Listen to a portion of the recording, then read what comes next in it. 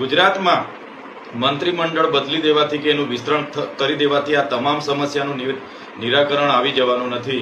ભૂપેન્દ્રભાઈ પટેલની આખીને આખી સરકાર બનાવવામાં આવી અને એ પણ સદંતર નિષ્ફળ જવાથી આજે ત્રીજી વખત એમના કાર્યકાળમાં આગળ પણ મંત્રીમંડળ બદલાયેલું, ફરી મંત્રીમંડળ બદલાયું અને આ ત્રીજી વખત ફરી મંત્રીમંડળ બદલાયું છે. ત્યારે બસ અમે તો એવું માનીએ છીએ કે કોઈ ભેંસ દૂધ ના આપે તો એના ખીલા બદલવાથી દૂધ વધી જવાનું, કોઈ ભેંસ ઓછું દૂધ આપે તો એના ખીલા બદલવાથી દૂધ વધવાનું નથી, પણ ભેંસ આપણે બદલી નાખવી પડે.